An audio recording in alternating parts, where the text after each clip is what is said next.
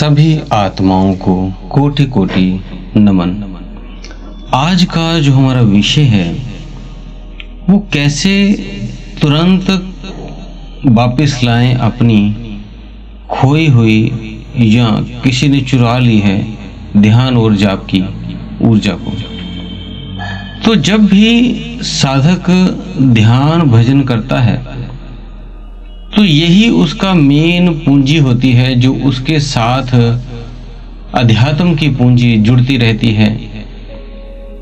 लेकिन एक विषय में आ गया है, क्या ये कोई चुरा भी सकता है ऊर्जा? अगर चुरा सकता है तो कैसे बचाया जाए और क्यों चुरा ली जाती है, ये भी समझते हैं। तो आप सभी का हम स्वागत करते हैं आपके अपने चैनल आत्मा से परमात्मा का सफर। तो जो कुछ ऐसे व्यक्ति भी होते हैं जो काली विद्या को, ब्लैक एनर्जी को, ब्लैक ऊर्जा को जगाते हैं। जैसे कुछ तांत्रिक या बाबा ऐसे होते हैं जो इन नेगेटिव एनर्जियों को अपने पास जागृत कर लेते हैं। और जब कोई उनको ऐसा साधक लगता है जो भी कमजोर है, नया है, अभी जाप इकट्ठा करके उस ऊर्जा को इकट्ठा कर रहा है, तब ऐसी स्थिति में कभी कभी वो जो अगर उन बाबाओं के चक्कर में पड़ जाते हैं तो ऐसी स्थिति में, क्योंकि ध्यान में कई अनुभव भी होते हैं, कई डर भी लगते हैं, तो कई बार ऐसे व्यक्तियों के पास, ऐसे साधु बाबाओं के पास कई व्यक्ति पहुंच जाते हैं। और वो जो तांत्रिक हैं वो अगर आपके सिर पे हाथ रख दे या आज्ञा चक्र पे उंगली लगा दे तो ऐसे ये दो स्थितियों में वो आपके जाप की ऊर्जा को, ध्यान की ऊर्जा को अपने भीतर खींच सकता है और आपकी वो ध्यान की ऊर्जा खत्म कर सकता है, आपकी ऊर्जा को। तो अगर आप इससे बचेंगे कि किसी को भी अपने सिर पे हाथ नहीं रखने देंगे और ना ही आप किसी को अपने आज्ञा चक्र को छूने देंगे, तब आप इनसे बच सकते हैं। और कई बार तो ऐसा भी होता है, कई तांत्रिक ऐसे होते हैं कि आपके माथे पे अंगूठा रख के नेगेटिव एनर्जी को आपके भीतर प्रवेश करवा देते हैं। तो इसलिए इन चीजों का आप इनसे बचना है। अब है कि जो व्यक्ति, जो साधक शक्तिशाली होते हैं उनसे ये दूरी रहती है। कई साधु ऐसे होते हैं जो अपने जप तप के बल से परिपूर्ण हो जाते हैं और शक्तिशाली हो जाते हैं, जिनके सामने ये तांत्रिक वांत्रिक कोई उनके पास जाता ही नहीं। उन दूर से ही उनको ये नमस्कार कर लेते हैं, उनके पास नहीं जाते, क्योंकि उनको पता होता है कि ये हमारी उस विद्या को नष्ट कर देंगे, इसलिए वो दूर हो जाते हैं। जैसे अंधेरे को दूर करने के लिए प्रकाश काफी है, इसी तरह पॉजिटिव ऊर्जा ज्यादा होने से नेगेटिव ऊर्जा का अस्तित्व खत्म हो जाता है। तो ये काफी जो खास अपने ध्यान रखना है। तो इसके अलावा आपका जब भी जो भी जाप करेंगे वो आपका जन्मों जन्मों तक स्टोर रहता है। आप जहाँ से अपना जीवन खत्म करते हैं, फिर आगे जब शुरू करते हैं तो आपका अध्यात्म का जीवन फिर वहीं से आगे से, उससे आगे से शुरू होता है।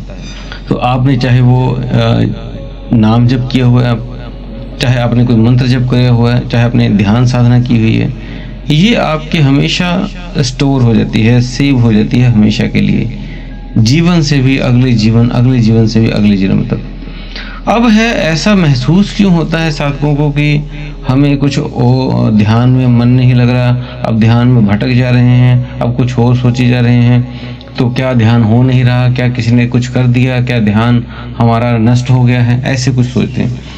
तो ऐसे में क्या होता है, प्रत्येक जो मनुष्य जाति है उसमें 3 गुणों वाले मनुष्य हैं, रजोगुणी, तमोगुणी, सतोगुणी। तो ये प्रत्येक व्यक्ति के अंदर किसी के 3 गुण हैं, किसी के 2 गुण हैं, किसी के 1 गुण है भीतर। तो आपको सतोगुणी बनना होता है, लेकिन जब आप इस सांसारिक जीवन में होते हैं तो आपको तमोगुणी और रजोगुणी भी साथ में होते हैं। तो कभी कभी रजोगुण ज्यादा बढ़ जाता है, कभी कभी तमोगुण ज्यादा बढ़ जाता है तो आप विषय विकार की तरफ जाने लगते हैं, कभी सतोगुणी हो जाते हैं तो बहुत धार्मिक हो जाते हैं, पूजा पाठ में लग जाते हैं। तो जो गुण आपके भीतर, यही त्रिशक्तियां भी आपके भीतर हैं, 3 शक्तियां जो आपके भीतर हैं, यही 3 गुणों वाली हैं। यही आदि शक्ति का स्वरूप भी माना जाता है, बताया जाता है। इसे आप ईड़ा नाड़ी की तरफ एक शक्ति मान सकते हैं, इसे पिंगला नाड़ी की तरफ शक्ति मान सकते हैं, और एक सेंटर में मध्य में एक शक्ति मान सकते हैं। ये तीनों शक्तियाँ आपके भीतर ही होती हैं। कई व्यक्ति इन्हें अलग अलग शक्तियों के नाम से अंकित करते हैं। जैसे ईड़ा नाड़ी को माँ काली की शक्ति बोलते हैं, और पिंगला नाड़ी को आपके सरस्वती की शक्ति मानते हैं, और आपका जो सेंट्रल नर्वस सिस्टम है जो बीच वाला है उसको आप लक्ष्मी जी की शक्ति मानते हैं। तो ये तीनों देवियाँ 3 गुणों वाली हैं, तो इसलिए आपके भीतर ये तीनों गुण कभी कोई ज़्यादा हो जाता है, कभी कोई कम हो जाता है। तो इस तरह से अगर आप इन्हें बैलेंस कर लेते हो तब आप सतोगुनी बीच में रहते हो, लेफ्ट और राइट नहीं जाते। तो इस तरह से ये तीनों गुण जब आपके भीतर कोई और गुण आया था तो आपको लगता है शायद आपकी भक्ति कम हो गई है, तो ऐसा नहीं, आपके भीतर वो गुण ज़्यादा हो गया है, उसे बैलेंस कर लीजिए और फिर आप दोबारा फिर मध्य में आ जाएंगे और फिर पूजा पाठ करने लग जाएंगे।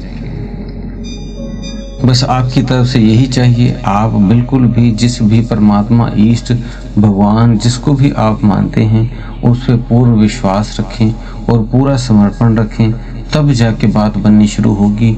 अब है जो कई व्यक्ति अपने आप ही अपना भजन नष्ट कर लेते हैं, वो क्यों? आपके भीतर जो हैं 3 गुणों के बाद जो इसमें से तमोगुणी हो जाते हैं, उनके जो 5 विकार हैं वो ज़्यादा बढ़ जाते हैं। कौन कौन से 5 विकार हैं? काम, क्रोध, मोह, लोभ, अहंकार। जब आप ज़्यादा कामी हो जाते हैं, कामदेव आपके ऊपर ज़्यादा हो जाता है, तब आप अपनी ऊर्जा को नष्ट करते हैं। ऐसे में आपका समझो भजन नष्ट कर रहे हैं। अगर कोई आप पुण्य का काम कर रहे हैं, अच्छा काम कर रहे हैं, उस ऊर्जा को किसी के लिए सही कार्य में लगा रहे हैं, किसी की मदद कर रहे हैं, तब तो वो ऊर्जा, भजन की ऊर्जा जो है आपकी और बढ़ेगी। लेकिन जैसे आप इन विकारों में खर्च करते हैं, आपने जो काम, क्रोध, लोभ, मोह में खर्च कर दी ऊर्जा, तब आपका जो भजन है वो कम होने लगता है, आपका भजन में मन नहीं लगता, आपका भजन की जो शक्ति आपने इकट्ठी की है वो नष्ट होती है। मीन्स आप खुद ही उसको उस शक्ति को बढ़ाते हो और खुद ही नष्ट कर सकते हो।